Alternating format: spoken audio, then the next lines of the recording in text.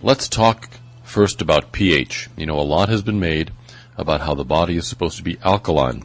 The body is primarily made up of seawater, and the way that the seawater was about 4.5 million years ago, that level of salinity is what we have inside of us.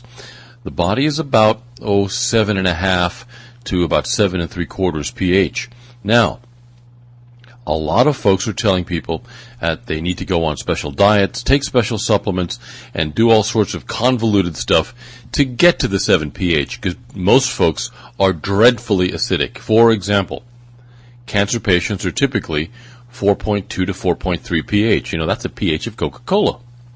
So they have folks taking all sorts of stuff to increase their pH, and some of the stuff is valid, some of the stuff is kind of convoluted, some of the stuff is wild, and some of the stuff is just absolutely nuts. Let's talk about what is absolutely nuts. The first thing that's absolutely crazy to do is to strive to alkalinize your urine. Your urine is supposed to be full of something called uric acid, and it is supposed to be acidic. There are two parts of your body that love an acidic environment. The first is your stomach. The second are your kidneys. If you alkalinize your stomach, as most vegetarians have done, you will have improper digestion forever. Once you shut down the hydrochloric acid pumps, there ain't no bringing them back. Your stomach will be alkaline, and you will never have good breakdown of food. You will never have proper digestion. When we try to alkalinize our kidneys, we don't realize that our kidneys are fighting to stay acidic most of the time. When we eat too much protein, more than, let's say, 30, 45 grams at any given sitting, and we increase the ammonia load in our kidneys, ammonia is 9.7 pH. It's a very, very alkaline situation, and that scars our kidneys over. High pH scars the kidneys. Remember that, boys and girls. Remember that when someone tells you that you're supposed to test pH from your urine, and you're supposed to have it over 7 or about 8, and over 8 is better, that's absolutely nuts. If you scar up your kidneys, you will reduce kidney function. You will lead yourself into kidney damage, which will lead into kidney failure, which will lead into death. If you've ever seen anyone die from kidney failure, it ain't painless and it ain't pretty.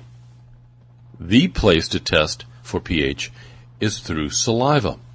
Saliva is the easiest fluid, the easiest body fluid we have where we can test for pH. You can also check your tears. You can also check your perspiration. But the best and truest way to check your pH is by using litmus paper with your saliva. Now let's touch on some of the diets that are supposedly alkaline creating. When I studied naturopathic years and years and years ago, back in the Dark Ages, back when they still gave out merit badges for dragon slaying, I was taught that there were alkaline and acid-forming foods. This was also a teaching of the great Edgar Cayce.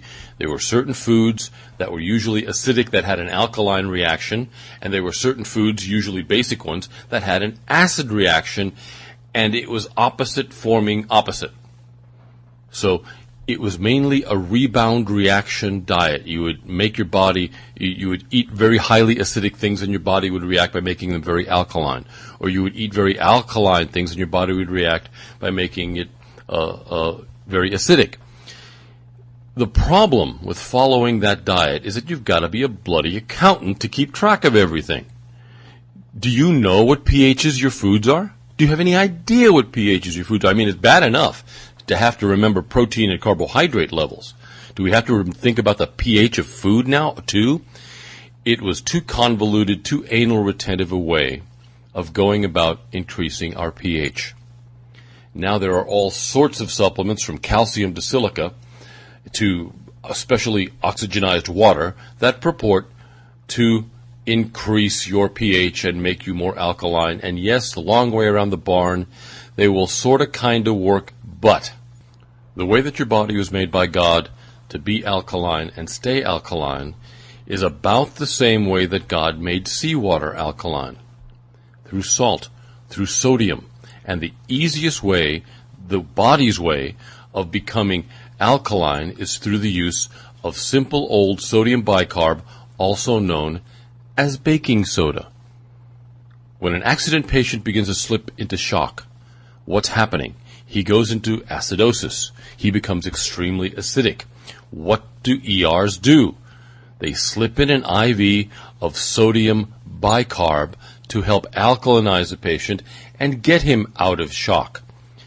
Alkalinizing our bodies is as simple as taking a quarter teaspoon of baking soda in a half a glass of water 2 or 3 times a day. For fibromyalgia chronic fatigue patients, we would do that more. We would do that 4 to 6 times a day. Now, mind you, if you've got high blood pressure, don't do this.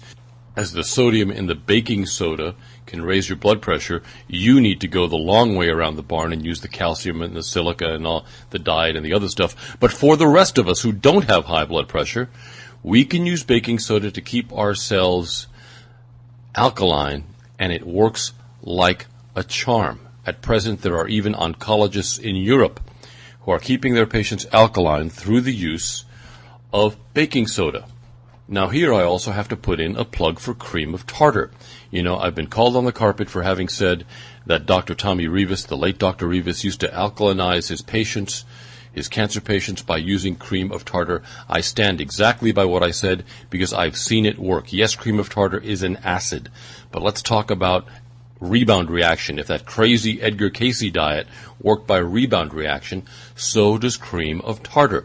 Because these patients, Dr. Rivas' patients, who are all 4.2, 4.3 pH, after a week or two of using the cream of tartar, would be up in the mid to high 7s in pH. And they would be fighting their cancer as well, because they would be fighting the fungus that's the actual cause of the disease. Now, let's not get into that now, but cream of tartar is so good an alkalinizer for all you knuckleheads who think that life is just a test tube and what happens in a test tube happens in the human body.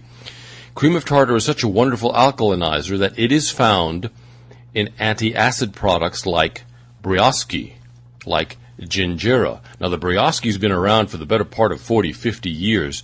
It is a wonderful antacid. If you have sour stomach, heartburn, or whatever, you down a cap full of Briosky in some water, and it's gone. It's also a really good way of alkalinizing yourself. And the Briosky has the cream of tartar in it. The Gingera, which is Briosky with ginger in it, has cream of tartar in it. If it didn't work, they wouldn't have put it there. You know, the fastest healing in tissue that I have ever seen is when we used to use the old thing of tobacco juice or boric acid ointment on a contusion, on a bruise, on a strain, on a sprain. Dr. Charles W. Turner had special poultices that he used to use using boric acid ointment or using tobacco juice to heal. It was an old horse trainer's trick that he used with both horses and with athletes, all athletes from junior grade to Olympians, and it worked like a charm. Now, the high concentrations of acid externally created a rebound reaction internally, which alkalinized the tissues, which helped to speed the healing. It worked, and it worked beautifully. I will warn you against making tobacco juice, because if you leave it around, if someone thinks it's iced tea and they drink the stuff, it's going to kill them with a rapid heartbeat. But as a demonstration of rebound reaction and as a demonstration of how wonderfully tissues in an alkaline state healed, those poultices showed us junior grade athletic trainers and junior grade sports medicine folks the wonders of the body and its proper chemistry.